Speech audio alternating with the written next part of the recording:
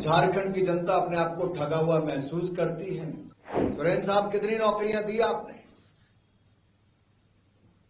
नौकरी तो दी नहीं, युवाओं की जान लेने का काम आपकी सरकार में हुआ। पेपर लीक तो बंद नहीं करवा पाए, आपने इंटरनेट बंद करवा दिया।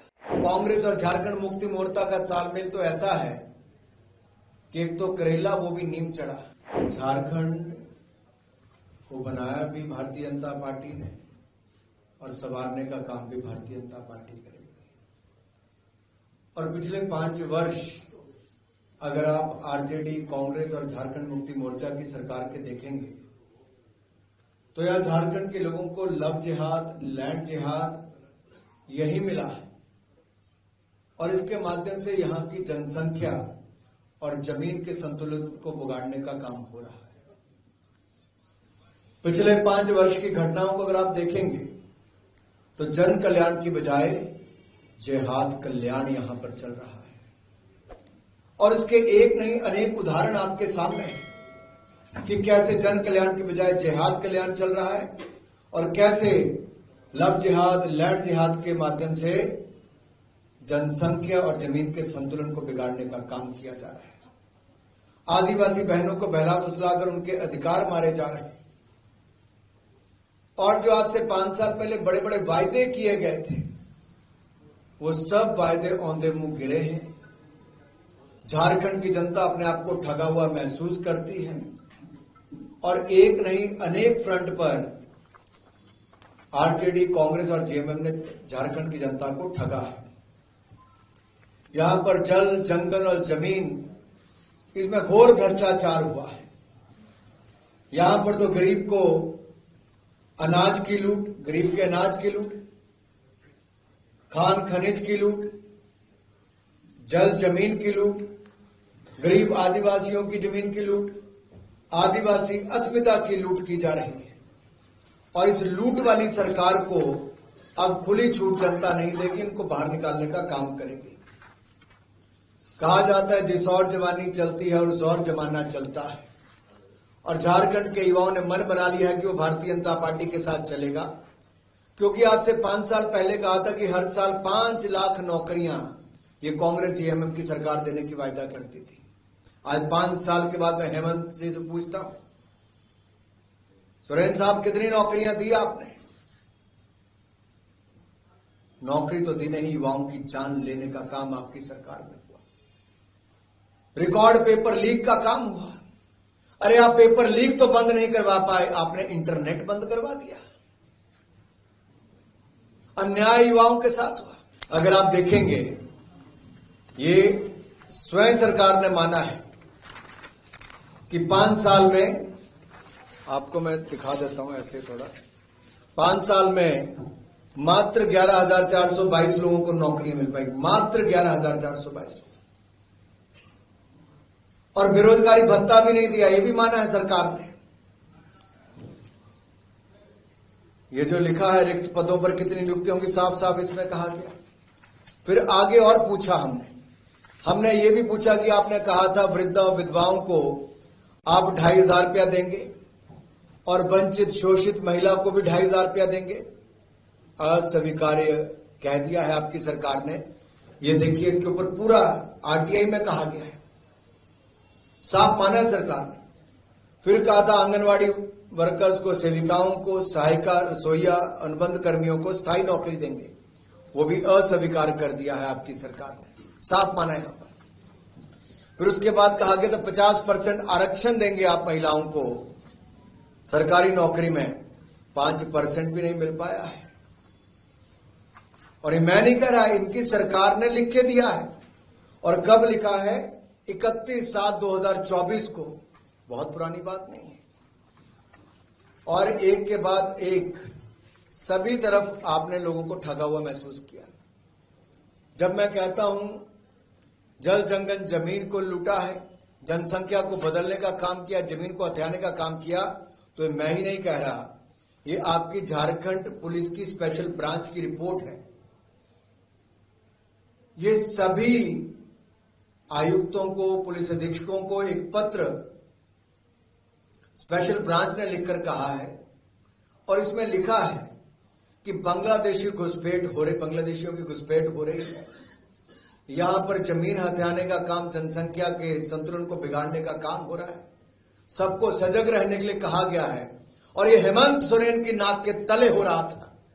क्या हेमंत सोरेन जी राहुल गांधी जी के निर्देशों पर काम कर रहे थे कि बांग्लादेशी घुसपैठियों को संरक्षण दिया जाए, यहां की आदिवासी बहनों की अस्मिता को लूटने का काम करने दिया, उनके अधिकारों को छीनने का काम करने दिया जाए? क्या इसलिए हेमंत सोरेन की सरकार काम नहीं कर रही थी कि राहुल गांधी जी ने कहा था कि बांग्लादेशी घुसपैठियों को संरक्षण दिया जाए, जमीन लेनी दी जाए? क्या इसी कारण से 43% से कम होकर आदिवासियों की जनसंख्या मात्र 23-24% रह गई है? और ये यहां से लेकर कर्नाटक के हमारे नारायण स्वामी जी आपको बताएंगे, वहां पर भी कॉन्ट्रैक्ट में नौकरी देने के लिए, ठेके देने के लिए 4% मुस्लिम समुदाय को वहां पर कांग्रेस की सरकार दे रही है। ये मुस्लिम तुष्टीकरण की राजनीति जो कांग्रेस कर रही है, इससे कांग्रेस का पर्दाफाश पूरे देश भर में हुआ है। साथियों, जब मैं कह रहा हूं कि यहां पर नौकरी नहीं मिली, तो मैं आपको कुछ उदाहरण और देना चाहता हूं। हमारी सरकारें, भारतीय जनता पार्टी की सरकारें आज गुजरात में लगातार बार बार क्यों आई? मध्य प्रदेश में बार बार हमारी सरकार क्यों बनी? असम में हमारी सरकार क्यों बनी? हरियाणा में तीसरी बार हमारी सरकार क्यों बनी? त्रिपुरा में हमारी सरकार वापस क्यों बनी? उत्तर प्रदेश में हमारी सरकार वापस क्यों बनी? भाजपा ने जो कहा वो करके दिखाया है। मोदी गारंटी देश में सफल हुई है। देश में एक ही गारंटी है, मोदी गारंटी, जो सफल होती है। इसलिए तीसरी बार लगातार मोदी सरकार भी देश में बनी है। साथियों, बगैर खर्ची के, बगैर पर्ची के हमने हरियाणा में सरकार चलाई, यानी कि ना आपको सिफारिश करनी पड़ी, ना आपको पैसा खर्च करना पड़ा, और हरियाणा में हमारी सरकार चली, तीसरी बार बनी। लेकिन दूसरी ओर यहां पे क्या हालत है? यहां पे मैं आपको एक पुराना भाषण माननीय हेमंत सोरेन जी का पढ़ के सुनाना चाहता हूं। उन्होंने क्या कहा था, ताकि जनता को याद आए कि 5 साल में हेमंत सोरेन जी क्या कहते रहे। उन्होंने कहा था, जेएसएससी के माध्यम से इतने लाख लोगों को नौकरी देने का काम करेंगे कि नौकरी देने का मामला पाइपलाइन में है। सब गोली मैगजीन में घुस चुका है, बस गोली निकलना बाकी है। खट खट खट खट खट खट नॉन स्टॉप। हेमंत सोरेन ने कहा, अबे बैरल में कहां गोली फंस गई भाई? गोली कहां बैरल में फंस गई? क्यों नौकरी नहीं मिल पाई? ये हेमंत सोरेन की खट खट खट खट खट करके नौकरी मिलने वाले का काम वैसा ही है जैसे राहुल गांधी का पैसा खटाखट खटाखट खटाखट खटाखट के रूप में मिल रहा था। ना खटखट हो पाया, ना खटाखट हो पाया, ये तो पैसा सफाचट करके सौंप गए। ठगा हुआ महसूस जनता अपने आप को करती है। किस बैरल में आपकी गोली फंस गई? पेपर लीक के आपने नए उदाहरण पेश किए। झारखंड का युवा तो आधी रोटी खाकर सोया है, तैयारी की है, सूखी रोटी खाई है, लेकिन झारखंड मुक्ति मोर्चा और कांग्रेस ने मिलकर मलाई खाई है, करप्शन की मलाई खाई। जहां है कांग्रेस, करप्शन है वहां। और कांग्रेस और झारखंड मुक्ति मोर्चा का तालमेल तो ऐसा है कि एक तो करेला, वो भी नीम चढ़ा। एक के बाद दूसरा भ्रष्टाचार का मामला सामने आया है। मैं आपको एक बात कहूं, आपके साथ लगता राज्य छत्तीसगढ़ है। छत्तीसगढ़ में भूपेश बघेल की सरकार थी। वहां लोग कहते थे भूपे करो और मौज करो। महादेव ऐप घोटाला हुआ, वहां पे पेपर लीक के मामले हुए, वहां कांग्रेस के रिश्तेदारों को, कांग्रेस के नेताओं को सारी नौकरियां मिली वहां पे। ये मैं नहीं कहता, ये छत्तीसगढ़ की जनता ने भी कहा, इसलिए छत्तीसगढ़ की सरकार वहां पे चली गई। शराब घोटाला, महादेव ऐप घोटाला, कभी आए भूपेश बघेल जी तो पूछिए। उनके चेला हेमंत सोरेन जी उनके चेले कहे जाते हैं। जैसे शराब घोटाला वहां पे हुआ, वैसे छत्तीसगढ़ में भी शराब पे लूट हुई। और यही नहीं, कांग्रेस के सांसद साहू के बारे में तो आपने सुना ही होगा। मशीनें हाफ गई, बोरियां खत्म हो गई, बैग खत्म हो गए, लेकिन नोट खत्म नहीं हुए थे। 350 करोड़ राहुल गांधी के सांसद के पास मिले थे। आलमगीर आलम एक ऐसा मंत्री जिसके पास न जाने कितने करोड़ रुपए होंगे, जिसके पीए के नौकर के पास अगर 32 करोड़ रुपया मिले और वो एक आलीशान फ्लैट में रहता हो, तो सोचिए छत्तीसगढ़ में कितनी लूट हुई होगी। एक बात मैं आपसे और कहना चाहता हूं, किसानों के हक भी इन्होंने छीने हैं। यहां पर कृषि आशीर्वाद योजना जो हमारे समय चलती थी वो भी बंद कर दी गई, और एक नहीं अनेक ऐसी बातें हैं जो मैं आपको राज्य की सरकार के बारे में कह सकता हूं। लेकिन अब कुछ बात मैं और नारायण स्वामी जी आपको हिमाचल और कर्नाटक की बताना चाहते हैं।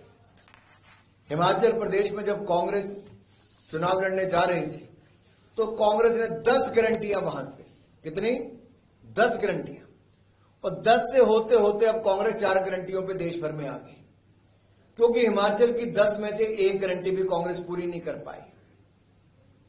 कांग्रेस ने वहां पर कहा था कि वो हर साल 1 लाख युवाओं को सरकारी नौकरियां देंगे। अरे 1 लाख छोड़ो भाई, 2 साल होने को आए, कुछ हजार लोगों को भी नौकरी नहीं दे पाई। उन्होंने कहा था 680 करोड़ रुपए हम स्टार्टअप फंड के लिए देंगे। 680 करोड़ तो छोड़ो, 680 रुपया नहीं दे पाए। उन्होंने कहा था हम 2 रुपए किलो गोबर खरीदेंगे। 2 साल होने को आगे 2 लोगों से भी 2 रुपए किलो गोबर नहीं खरीदा। उन्होंने कहा था हम 100 रुपए लीटर दूध खरीदेंगे। संजय भाई 100 रुपए लीटर दूध तो छोड़िए, 50 रुपए लीटर दूध भी वहां पर हिमाचल प्रदेश में नहीं खरीदा जा रहा। उन्होंने कहा हम 300 यूनिट बिजली के मुफ्त में देंगे। अरे 300 यूनिट बिजली के मुफ्त में छोड़िए साहब, वहां तो सरचार्ज लगा दिया, मिल्क सेस लगा दिया, पर्यावरण सेस लगा दिया, बिजली के यूनिट के दाम बढ़ा दिया। और जो भाजपा की सरकार 125 यूनिट बिजली के मुफ्त देती थी वो भी बंद कर दिए। 300 यूनिट देना तो दूर की बात है। हम पानी मुफ्त में देते थे, उन्होंने पानी पे भी 100 रुपया सरचार्ज कांग्रेस की सरकार ने लगा दिया। और यही नहीं, पेट्रोल और डीजल पे 3-3 बार वैट लगाकर पेट्रोल और डीजल के दाम भी इन्होंने हिमाचल प्रदेश में कई गुना बढ़ा दिए। यहीं पे रुके नहीं, इन्होंने बागबानों को कहा था कि सेब और फलों के दाम हम आपको उचित देंगे, बागबान दाम तय करेगा। अरे बागबान ने दाम क्या तय करने थे, खरीदी बंद हो गई। नदी नालियों में सेब बहाने पड़ गए हमें, ऐसी हालत वहां पे खड़ी कर दी। इन्होंने कहा था महिलाओं को 1500 रुपया देंगे। नारायण स्वामी जी हमारे राज्य में कहा था कि अगर एक परिवार में 4 महिलाएं भी 18 साल से ज्यादा की होंगी तो 1500 रुपया हर महिला को देंगे। अरे 1500 हर महिला को छोड़िए, एक महिला को भी 1500 रुपया नहीं मिला। 2 साल होने को आ गए हिमाचल प्रदेश में। अभी प्रियंका गांधी जी छुट्टी बिताने गई थी, दिवाली मिलाने हिमाचल प्रदेश गई। हिमाचल के चुनाव के बाद 3 बार प्रियंका गांधी जी आई, लेकिन 3 लोगों से भी हिमाचल प्रदेश में नहीं मिली, क्योंकि एक भी गारंटी हिमाचल प्रदेश की पूरी नहीं की है। आज राहुल गांधी जी, प्रियंका गांधी जी, खड़गे जी अपनी शक्ल दिखाने के लायक हिमाचल प्रदेश में नहीं रहे, क्योंकि झूठे वायदे किए, झूठे दावे किए। ऐसा कोई बचा नहीं जिसको कांग्रेस ने ठगा नहीं। और हालत देखिए, जो 1500 रुपए देने थे वो 23 लाख महिलाओं को देने थे, आज 23,000 महिलाओं को भी नहीं दे पाए।